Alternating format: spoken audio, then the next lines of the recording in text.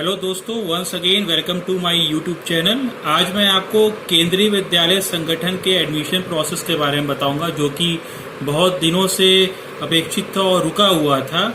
जो कि इस साल जब भी मार्च में हो जाता था प्रक्रिया, इस बार टल के वो जो है जुलाई में हो गई है। 2020-21 या इसके आगे बहुत सारे बदलाव केंद्रीय विद्यालय संगठन ने किए हुए हैं। वो सारे बदलाव को मद्देनजर रखते हुए इस बार नोटिफिकेशन थोड़ा देर से निकला है। तो उन्हीं सारे बदलावों के बारे में मैं यहाँ जिक्र करूँगा अपने इस वीडियो के माध्यम से। तो दोस्तों, मैं आपको यहाँ पर क्या गाइडलाइंस आई है केवी की, ये 13 तारीख को एक वापस से मीटिंग बैठी है और 14 तारीख को नोटिफिकेशन आ चुका है कि क्या इसमें गाइडलाइंस में चेंज आए हैं।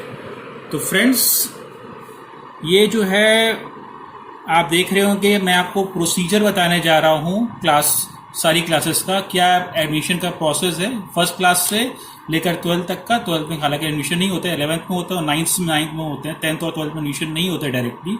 हम बात कर रहे हैं क्लास 1 के एडमिशन की।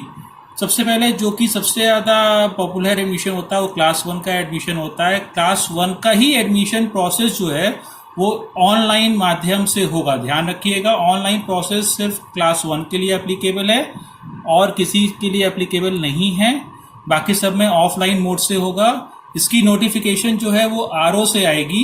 रीजनल ऑफिस अपने लोकल न्यूज़पेपर पे 2020-21 सत्र के लिए जो है आने वाले कुछ ही दिनों में जो है आपको नोटिफिकेशन जारी कर देगा।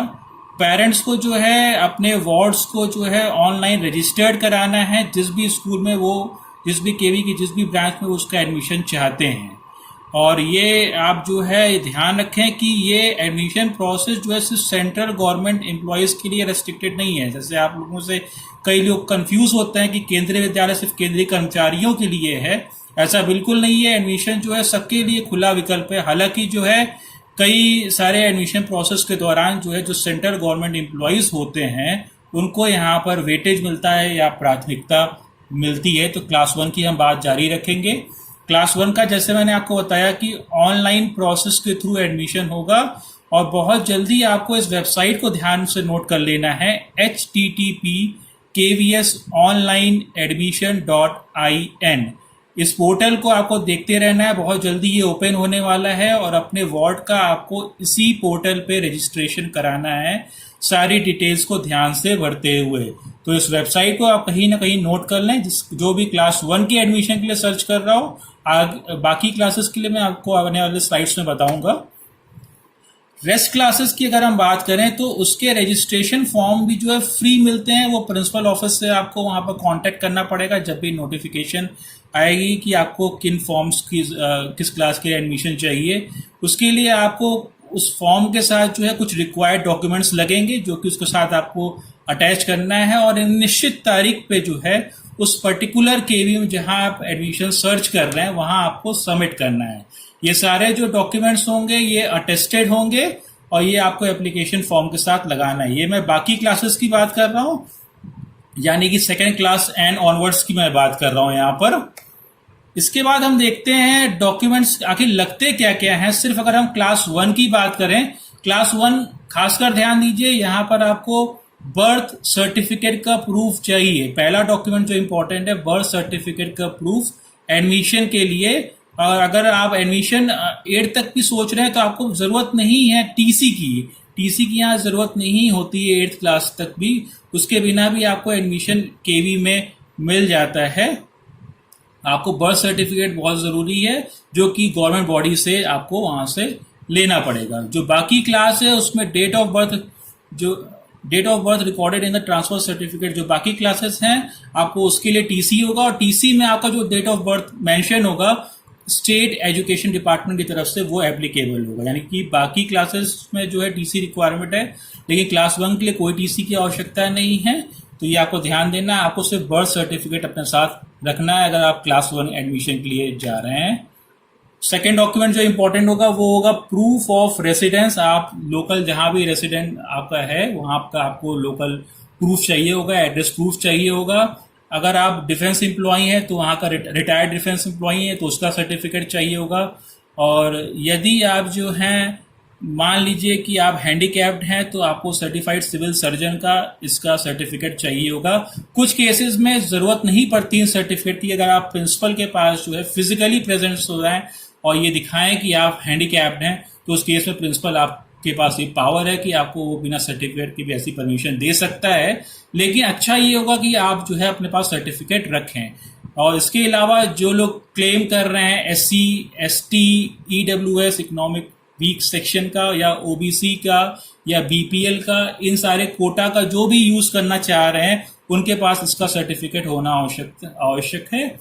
KVS एम्प्लॉयज के ग्रैंड चिल्ड्रन या उनसे कोई भी रिलेशनशिप आपका है, सर्विंग हो वो एम्प्लॉय केवी का, रिटायर्ड हो, उसका आपका प्रूफ होना चाहिए कि आप उससे किस तरीके से अटैच हैं उस एम्प्लॉय से। तो ये सारे प्रूफ अगर आपके पास जो भी इसमें एप्लीकेबल है कोटा क्लेम करने के लिए, एडमिशन में वेटेज चाहने के लिए, आपको ये सारी चीजें लगानी होगी। नॉर्मल कैंडिडेट्स के लिए सिर्फ प्रूफ ऑफ रेसिडेंस और डेट ऑफ बर्थ की आवश्यकता होती है। उसके अलावा जो मैंने आपको इस पेज में बताया वो अगर आप कोई कोटे में जा रहे हैं, कोई वेटेज क्लेम करना चाह रहे हैं, तब आपको ये सारे डॉक्यूमेंट्स की आवश्यकता पड़ती है। मेथड क्या होगा एडमिशन का, तो यही इसी के लिए काफ़ी ज़्यादा इस बार टाइम लग गया है। जो चेंजेस आए हैं कि किस तरीके से इस बार जो है एडमिशन प्रोसेस में बदलाव आएगा। तो 25% जो सीट्स हैं वो RTE को जाएंगी। उसके बाद जो बाकी कुछ सेकंड जो वेटेज दिया जाएगा वो डिफरेंटली एबल्ड को दिया जाएगा, DAs को। और थर्ड है 15% SC को, 7.5% ST को, 27% सीटें OBC को। तो ये पूरा एडमिशन में ये कोटा प्रोसेस होगा। ये इसी बेसिस पे आपको मेरिट बनेगी और क्लास 1 का एडमिशन दिया जाएगा। जैसे मैंने क्या बताया, नॉर्मली जो पहला एडमिशन होगा वो क्लास 1 के लिए 40 स्टूडेंट हर सेक्शन के लिए होगा। अब वो स्कूल पे डिपेंड करता है वहां पर कितने सेक्शन हैं। तो 40 सीटों के लिए होगा, तो उसमें से इस तरह का सीट का बाइफर्केशन होगा। जैसे आप देख रहे हैं 10 सीट, 6 सीट, 3 सीट और 11 सीट, इस तरीके से वहां बाइफर्केशन होगा। और 3% जो है डिफरेंटली एबल्ड की होगा। और इसके बाद ये सीट जो है 40 से बढ़कर जो है वो 50 तक भी जा सकती है।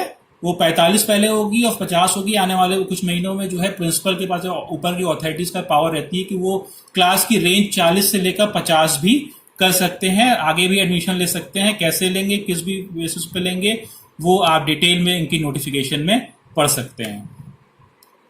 एडमिशन टेस्ट जो है ये ध्यान रखना है, क्लास 1 के लिए कोई एडमिशन टेस्ट नहीं होगा। सिंपली आपको ऑनलाइन फॉर्म भर देना है और आप अगर मेरिट में या बेस उस ऑर्डर में आ जाते हैं, सीक्वेंस में आ जाते हैं, तो आपका एडमिशन हो जाएगा। कोई भी किसी भी तरीके के एंट्रेंस टेस्ट में या एडमिशन टेस्ट में क्लास 1 के बच्चे को एडमिशन के लिए नहीं बैठना है।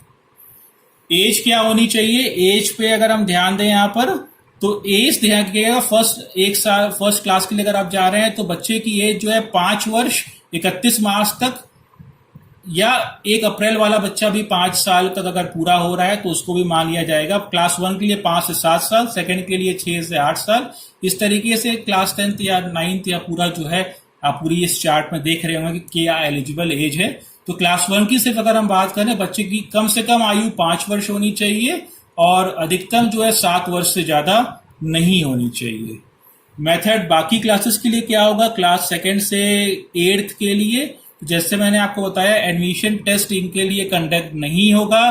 कैटेगरी सिस्टम के बेसिस पे जो है वहां पर आपको प्रायोरिटी दी जाएगी, किस प्रायोरिटी ऑर्डर में आप जा रहे हैं, और इस तरीके के प्रायोरिटी ऑर्डर बनेंगे और उस हिसाब से मेरिट वहां की बनेगी। कितनी सीट्स उस पर्टिकुलर क्लास में खाली है, 2nd से 8th के लिए सिस्टम है। 9th के लिए हम बात करें तो सिर्फ 9th क्लास में ही एडमिशन टेस्ट होता है।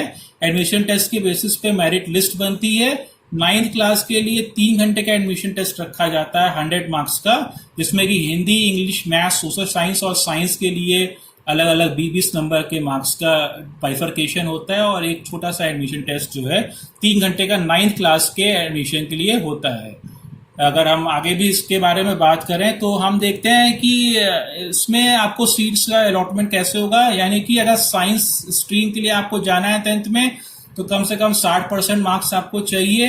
अगर आप कॉमर्स के लिए जा रहे हैं तो 55% और ह्यूमैनिटीज स्ट्रीम के लिए तो जितने भी केवी के बच्चे हैं सक्सेसफुल डिक्लेयर